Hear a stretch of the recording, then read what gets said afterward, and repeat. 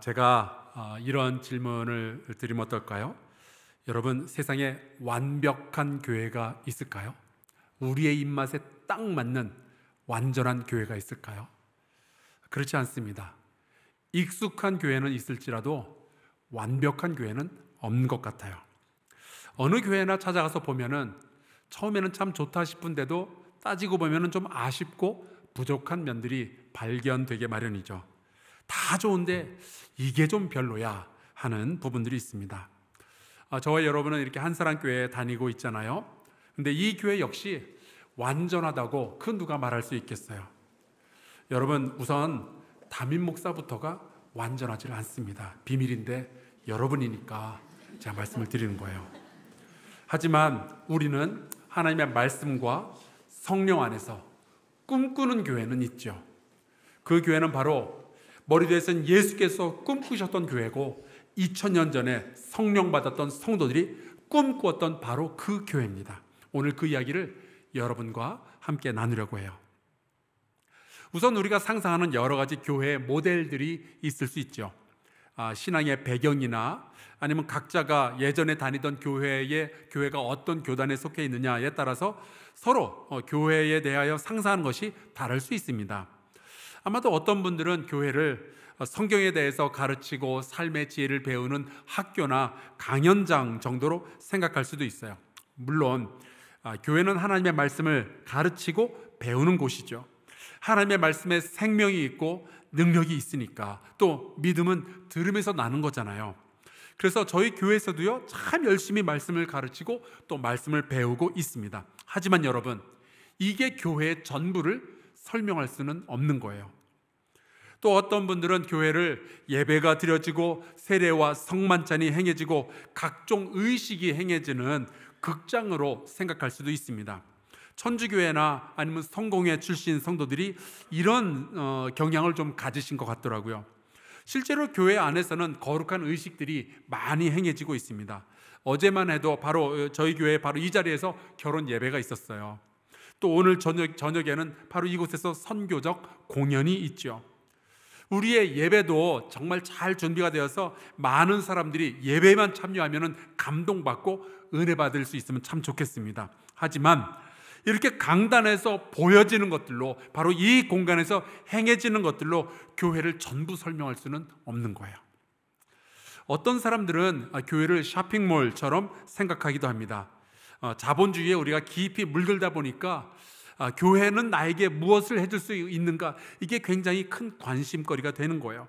아이들을 잘 돌보아주고 가르칠 수 있는 시스템이 잘 갖춰져 있는가, 감동적인 예배가 있는가, 설교는 좋은가, 가난한 사람들은 잘 돌보아주는가, 주차, 화장실 등등의 시설들이 잘 되어 있는가, 혹은 나의 영적인 이 필요를 채워줄 수 있는 여러 가지 것들이 준비되어 있는가, 여기에 참 우리의 관심이 많아지고 있는 거죠.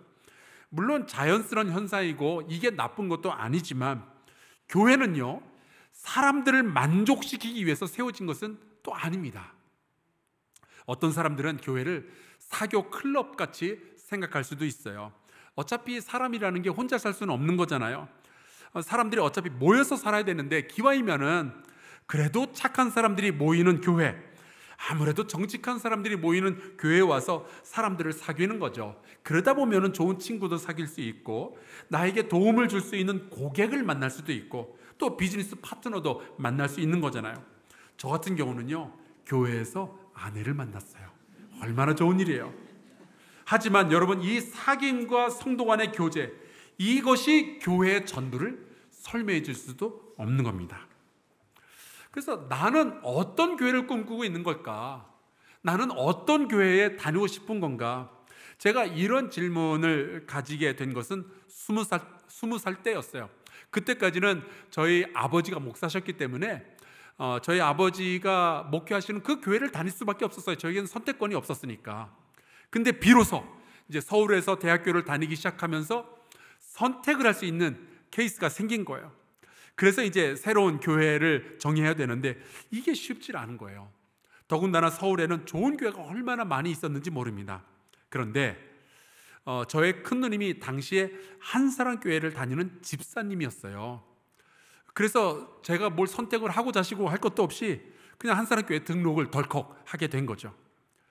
그때 제가 관찰했던 한사랑교회는 역시나 완벽한 교회는 아니었습니다. 한 번은 주일 예배를 드리는데 어디선가 계속 가수, 혹시 여러분 이미자라고 아세요? 그 가수 이미자 씨의 노랫소리가 어디선가 계속 들리는 거예요. 뭐 예를 들면은 당시 이제 담임 목사셨던 이 이명훈 목사님께서 설교를 하시는데 아브라함이 이삭을 바치러 모리아 산에 올라갔습니다라고 말씀하시는 동안 어디선가 미아리 눈물고개 이 음악이 흘러나오는 거예요. 목사님께서 세상을 돌아보지 말라고 선포하시는데 또 노래가 나오는 거예요. 뒤돌아보고 뒤돌아보고. 저는 누군가 옆집에서 교회를 싫어하는 사람이 라디오 크게 틀어놓고 방해하고 그러는 줄 알았는데 나중에 보니까 당시 그 한사랑교회에서 사용하던 그 예배 때 사용하는 앰프가 싸구려가지고 지나가는 엉뚱한 라디오 주파수를 잡아가지고 그걸 같이 방송으로 내보내는 그러한 경우였습니다. 제가 처음으로 경험했던 이 한사랑교회는 규모가 큰 교회는 아니었어요. 완벽한 교회는 더더욱 아니었고, 하지만 이 교회는 정말로 강력한 교회였습니다. 정말 뜨겁게 기도하고 열심히 전도하고 최선을 다해서 봉사하는 성도들로 이 교회가 가득 채워져 있었어요. 그래서 이 교회 안에서는요, 공공연히 이런 얘기를 했습니다. 이 교회 집사님이 다른 교회 가면 권사감이고 이 교회 권사님이 다른 교회 가면 장로감이라고. 그게 뭐 다른 교회를 비하해서 하는 말이 아니라 정말로 한사랑교회 성도들은 그만큼 강력하게 신앙생활을 잘하는 분들이었어요. 저는 대학생이었을 때 이 한사랑교회가 너무 좋았습니다. 그리고 하나님께서는요, 이 한사랑교회를 통해서 저를 목사의 길로 인도하신 거고요. 자, 그런데 여러분, 성경에 보니까 그렇게 강력했던 교회가 2000년 전에도 있었더라고요. 예수께서 꿈꾸셨던 바로 그 교회가 성령의 강림과 함께 이 땅에 나타난 거예요. 이 교회에서는요, 사도들이 날마다 하나님의 말씀을 가르쳤고요, 기도하는 가운데 여러 가지 기사와 표적들이 나타났어요. 믿는 사람들이 서로 사랑으로 교제하고 섬기는 일이 있었습니다. 가난한 사람들이 바로 이 교회를 통해서 많이 도움을 받을 수 있었어요. 바로 그 교회, 예수께서 꿈꾸셨던 교회, 예수께서 성령을 통해서 만드셨던 바로 그 교회를 요약한 것이 사도행전 2장 47절이에요. 안 그래도 올해가 한사랑교회 47주년인데 이 47절을 함께 읽어보도록 하겠습니다. 목소리 앞에서 같이 읽겠습니다. 하나님을 찬미하며 또 온 백성에게 칭송을 받으니 주께서 구원받는 사람을 날마다 더하게 하시니라. 아멘. 여러분, 바로 이런 교회가 예수께서 꿈꾸셨고 2000년 전에 성도들이 꿈꾸었고 47년 전 우리 한사랑교회가 세워질 때 꿈꾸었던 바로 그 교회인 거예요. 이 교회의 모습을 우리가 조금만 더 자세히 살펴보고 앞으로 우리 한사랑교회가 어떤 길로 나가야 될지를 세 가지로 정리해 보도록 하겠습니다. 첫째, 이 말씀에서 가장 처음으로 배울 수 있는 것은 이 교회 안에는요, 이 강력한 교회 안에는 하나님을 찬미하는 예배자들로 채워져 있었다는 사실이에요. 저는 우리 한사랑교회 안에서도 늘 강력한 예배, 깊은 예배가 드려지기를 소망합니다. 결국 교회의 가장 깊은 기초는요, 예배인 거예요. 에베소서에 보면 이런 말씀이 나옵니다.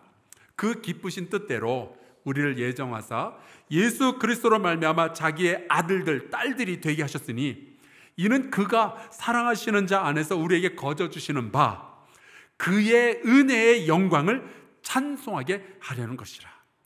하나님께서 예수 그리스도를 통해서 우리를 하나님의 자녀로, 하나님의 백성으로 삼아주셨대요. 왜 그러셨을까? 이유는 간단합니다. 그의 은혜의 영광을 찬송하게 하려는 것이라. 여러분, 교회가 해야 할 여러 가지 일들이 있죠. 우리 성도들이 신앙생활을 하면서 해야 할 많은 일들이 있습니다. 하지만 그 모든 일들 가운데 가장 중요하고 가장 먼저 해야 할 일은 하나님을 찬미하는 일, 바로 예배를 드리는 거예요. 사랑하는 성도 여러분, 예배를 소중히 여기시기를 주의 이름으로 축원합니다. 그런데 여러분 혹시 그런 경험 있으세요? 예배가 짜증날 때, 그런 경험 해보셨습니까? 손 드시지는 말고 고개만, 그런 경험 있으시면 고개만 한번 끄덕끄덕 해보시겠어요? 예, 꽤 계시죠.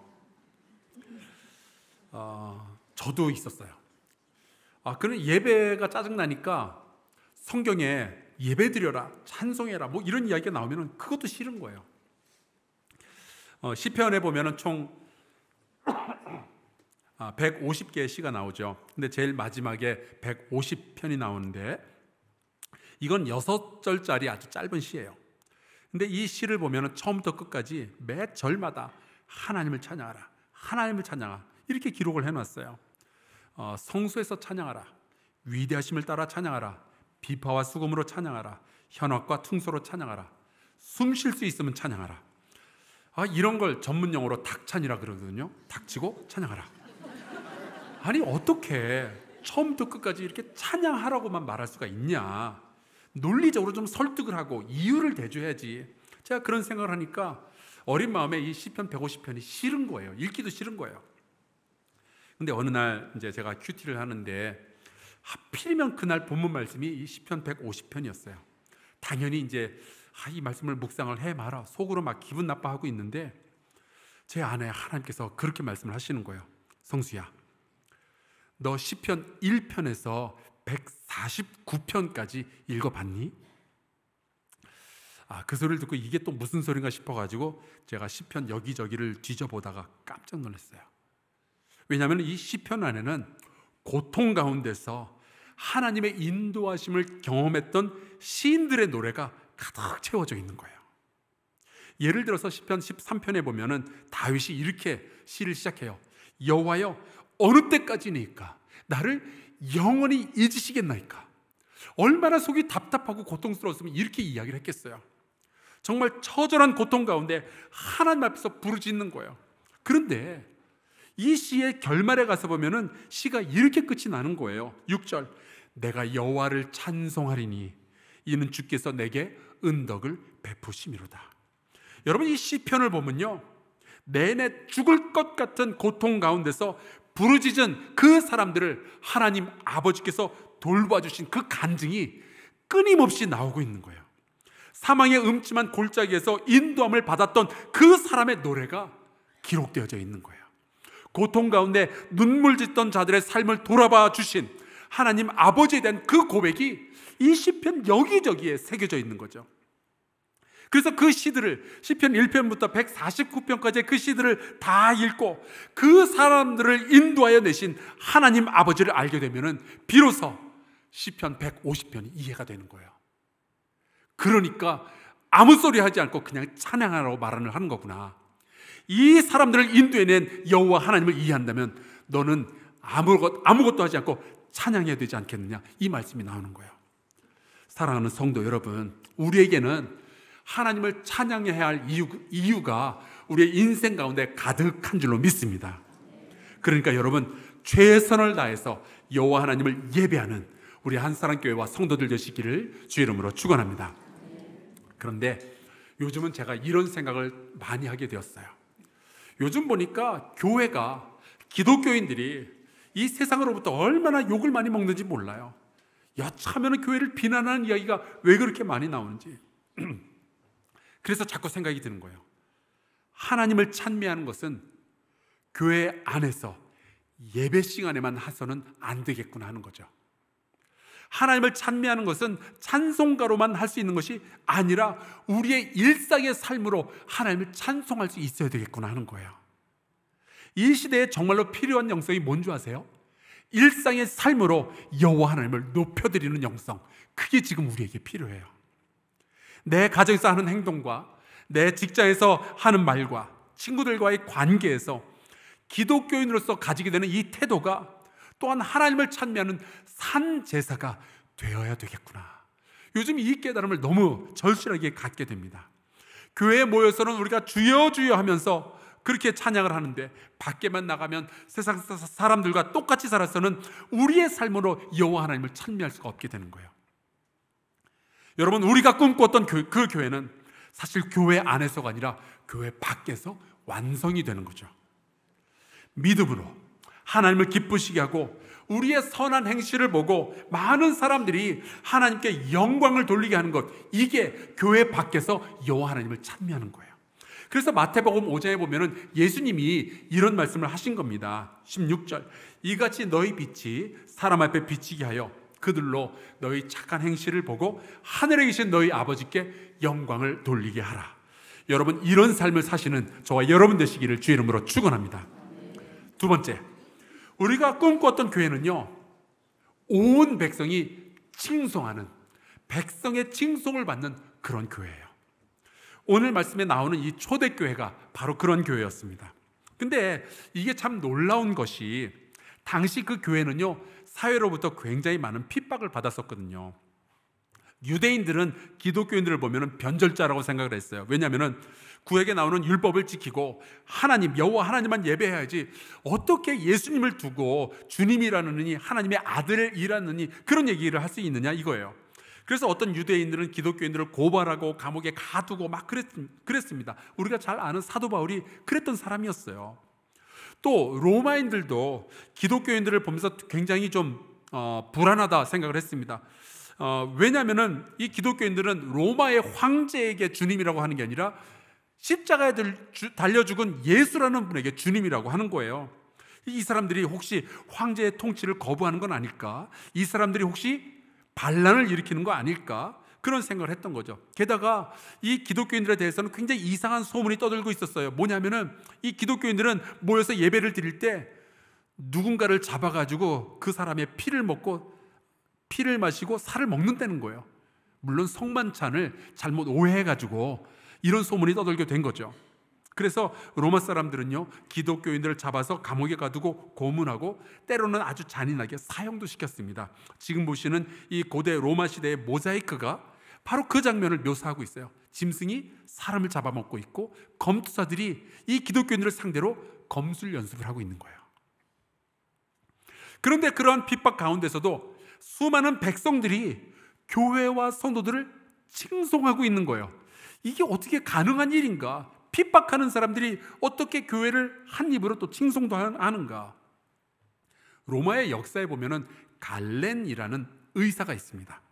이 보시는 그 그림의 중앙에 있는 사람인데요, 7 의사들 가운데 가장 유명한 의사가 이 갈렌, 중앙에 있는 사람이에요. 그리스에는 히포크라테스라는 의사가 유명했죠. 로마 시대에는 갈렌이었습니다. 근데 이 사람이 굉장히 많은 저술을 남겼는데 그 중에 기록에 의하면 이런 글이 나와요. 로마 군대가 이제 전쟁을 치르고 2세기입니다. 이제 복귀했는데 이 군인들로부터 전염병이 퍼지기 시작한 거예요. 이 병이 거의 20년 동안 로마의 전 제국을 휩쓸었는데 확진자의 4분의 1이 죽었고 로마 제국의 일부 지역에서는 전체 도시 인구의 3분의 1이 이 전염병 때문에 죽었다라고 기록이 되어 있습니다. 이렇게 전염병이 강력하게 퍼지니까 굉장히 많은 사람들이 자기라도 살기 위해서 병든 가족, 자기의 자녀, 자기의 아내, 자기의 부모, 형제 다 버리고 도망을 치기 시작한 거예요. 그러니까 이제 병들었던 사람은 간호해주는 사람도 없이 그냥 혼자서 끙끙 앓다가 집에서 혹은 길거리에서 외롭게 죽는 거죠. 그런데 이 로마 사람들이 보니까 기독교인들은 완전히 다른 방식으로 행동하는 거예요. 고대 기록에 보면 이 전염병이 퍼지던 시기에 교회 성도들은 어떻게 행동했는지 이렇게 나옵니다.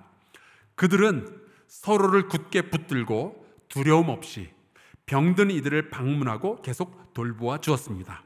그들은 병자들을 그리스도 안에서 섬기며 지속적으로 돌보았습니다. 디오니시우스라는 분의 기록이 이렇게 나와 있어요. 그러니까 로마인들이 그러한 기독교인들을 보면서 핍박을 하면서도 이 기독교인들을 칭송하게 되는 거예요. 이 사람들은 다르구나. 이들이 믿는 예수는 진짜구나. 그러면서 그들의 믿음, 그들의 삶을 존중하게 되는 거죠. 그래서 여러분, 놀랍게도 이 20년의 전염병의 시기를 지나면서 로마 제국 내에서는 기독교인들의 숫자가 급증하게 됩니다. 왜냐하면 수많은 사람들이 기독교인들을 존경하기 시작했거든요. 요즘 알게 모르게 기독교와 교회를 비난하는 목소리가 점점 이 한국 사회에 커지고 있어요. 그럼에도 불구하고 저는 이 초대교회의 모습을 보면서 이러한 생각을 가지게 돼요. 우리 한사랑교회가 이러한 위기 속에서도 이웃들과 사회로부터 존경받는 공동체가 될 수 있다는 사실이죠. 우리의 건물이 좋아서가 아니라, 혹은 우리 성도들의 숫자가 많아서나, 아니면 이 교회의 재정이 많아서가 아니라 사랑으로 이웃을 섬기는 교회 공동체이기 때문에 저는요, 우리 한사랑교회가 겸손하고 창조적이었으면 좋겠고, 이웃하고 좀 말이 통했으면 좋겠고, 자유롭고 더 매력적인 교회가 되면 좋겠어요. 이웃이 응원하고 이웃이 존경하고 그런 교회가 되면 좋겠어요. 한사랑교회의 교인이 되는 것을 예수 안 믿는 사람들도 좀 부러워하는 그러한 교회가 되었으면 좋겠어요. 10년 전에 저와 우리 장로님들이 함께 던졌던 질문이 하나 있었습니다. 이 땅에 이웃을 사랑한다는 교회는 많은데 이웃이 사랑하는 교회는 몇 개나 될까? 그 질문을 던진 이후로 우리는 교회 1층을 리모델링을 하기로 했죠. 1층에 카페를 만들었고요, 이웃들을 만나기 시작했어요. 1층에 미술 갤러리를 만들고 이웃들을 초청하기 시작했어요. 월드 휴먼 브리지를 통해서 세상을 섬기고, 화소락을 통해서 지역의 독거 어르신들을 돌보아주고, 집수리 프로젝트를 통해서 가난한 분들의 삶의 터전, 그들의 집을 아름답게 변화시키는 일들을 해왔던 거예요. 저는 성경에 나와 있는 이 초대교회처럼 우리 교회가, 아니 대한민국의 모든 건강한 교회들이 백성의 칭송받을 것을 꿈꾸어 봅니다. 여러분도 함께 꿈꾸고 같이 기도할 수 있기를 주의 이름으로 축원합니다. 세 번째, 마지막이에요. 오늘 말씀해 보니까 초대교회에 보면은 구원받는 사람들이 날마다 더해졌다라고 기록하고 있습니다. 여러분, 한사랑교회는요 47년 전에 5가정으로 출발했어요. 그 5가정 출발한 가정 가운데 한 가정 지금 제가 보고 있는데, 그런데 여러분, 우리 교회에 요즘은 등록된 성도들의 숫자만도 3,000명이 넘는 교회로 성장을 했습니다. 그런데 여러분, 정확하게 합시다. 우리가 꿈꿨던 교회는요 큰 교회가 아니었어요. 다만 우리 한사랑교회를 통해서 구원받는 사람들의 숫자가 날마다 늘어나는 것, 그게 우리가 꿈꾸던 교회인 거죠. 누군가 한사랑교회 교인이 안 돼도 좋아요. 하지만 우리 한사랑교회 성도들이 전했던 복음을 듣고 예수를 믿고 구원받을 수 있다면 여러분, 그걸로 족한 것 아니겠어요? 이것을 우리가 이렇게 표현할 수 있을 것 같습니다. 선교하는 교회. 우리가 지난 47년 내내 선교하는 교회라는 이 정체성을 유지하려고 애썼던 이유가 바로 여기에 있는 거예요. 여러분, 우리가 정말로 감동적이고 은혜로운 예배를 드리면서 우리가 수많은 가난한 사람들을 돌보아주고 봉사를 할지라도 그들에게 예수 그리스도를 증거하지 않으면, 예수 외에는 구원이 없다는 이 사실을 말하지 않으면 우리는 정확하게 말하자면 사명을 제대로 감당하는 교회가 아닌 거죠. 사도행전 4장에 보면은 초대교회를 이끌던 이 베드로 사도가 선포했던 말이 있습니다. 12절, 다른 이로서는 구원을 받을 수 없나니 천하 사람 중에 구원을 받을 만한 다른 이름을 우리에게 주신 일이 없음이라 하였더라. 여러분, 우리에게 있는 구원의 이름, 그것은 하나밖에 없는데 그것은 예수 그리스도인 줄로 믿습니다. 예수 외에는 구원이 없는 거예요, 여러분. 그렇다면 우리가 이 예수 그리스도를 전해야 되지 않겠어요? 우리가 열심히 예배를 드리지만, 가난한 사람들 열심히 돕지만 그들에게 예수의 이름을 증거해야죠. 수많은 사람들이 죄의 노예가 되어서 멸망의 길로 달려가고 있는데 우리가 막아서야죠. 예수를 먼저 믿은 우리가 그들에게 예수의 복음을 증거해야죠. 그들도 구원받은 하나님의 백성이 되어야죠. 그들도 아버지 하나님의 품으로 돌아와야죠. 그게 47년 내내 우리가 꿈꿨던 바로 그 교회고, 지금도 우리가 꿈꾸는 교회인 거예요. 복음을 증거하는 한사랑교회가 될 수 있기를 간절히 축원합니다. 이 세상에는요 완벽한 교회라는 것은 없을 거예요. 하지만 주님이 세우신 교회가 있고요, 우리가 꿈꾸는 교회가 있죠. 바로 2000년 전 실제로 존재했었던, 예수께서 세우시고 예수께서 인도하신 바로 그 교회, 그게 우리가 꿈꾸고 있는 바로 그 교회입니다. 하나님을 찬미하는 것이 이 예배당 안에서도, 그리고 예배당 밖에서도 멈추지 않는 교회, 이웃과 백성이, 그리고 예수 안 믿는 사람들조차 칭송하고 부흥을 응원하게 되는 바로 그 교회, 그리고 예수 그리스도의 복음을 증거하고 백성을 구원하는 교회가 되기 위하여 우리 모두 함께 꿈꾸며 기도하며 헌신할 수 있게 되기를 주 예수 그리스도의 이름으로 축원합니다. 우리 함께 이 말씀을 생각하면서 찬송가 210장 같이 부르고 기도할게요. 여러분, 우리 교회 성도들이 함께 꿈꿔야 할 교회가 있습니다. 같이 기억하고 찬양하겠습니다.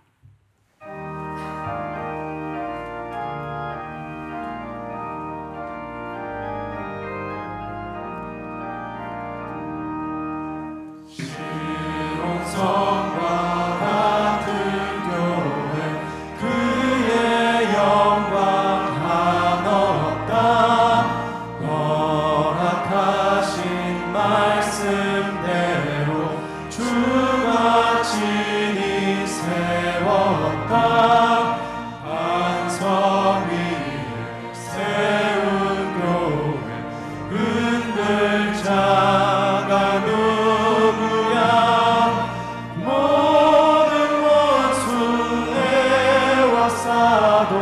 아무 근심 없도다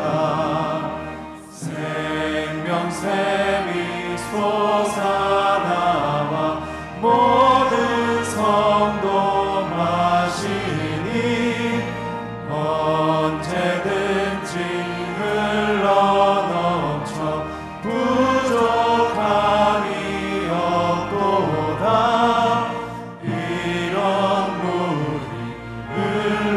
흘러가니 목마를 자 누구야 주의 은혜 풍족하여 넘치고도 넘친다 주의 은혜 내가 받아 시온 백성 되는 때 세상 사람 비방해도 주를 찬송하리라 세상 어때 모든 영광 마치 만개 같으나 주의 자녀 받은 복은 영원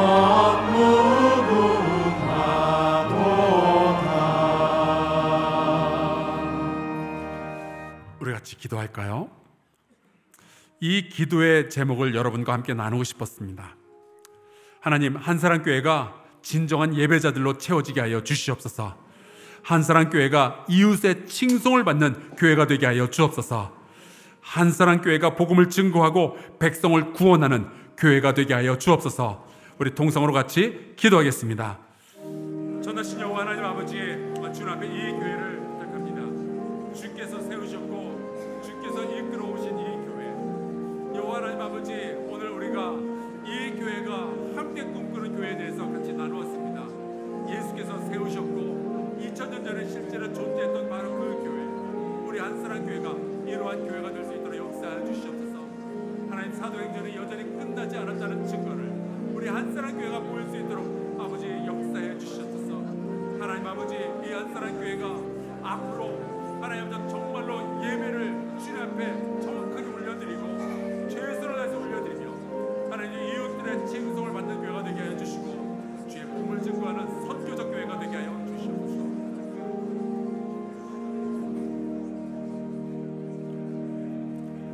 하나님, 참 고맙습니다.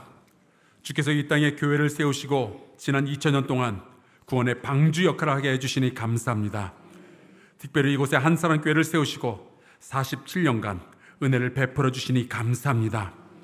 오늘 성경 말씀을 통하여 우리가 꿈꿨던 교회, 우리가 꿈꿔야만 할 그 교회를 알게 해주시니 감사합니다. 주님, 우리 교회가 하나님을 찬미하고 백성의 칭송을 받으며 구원받는 사람의 숫자를 날마다 더하는 바로 그 교회가 되게 하여 주시옵소서. 이 일을 위하여 우리 모두 함께 꿈꾸며 기도하게 하여 주시옵소서. 예수 그리스도의 이름으로 기도하옵나이다. 아멘.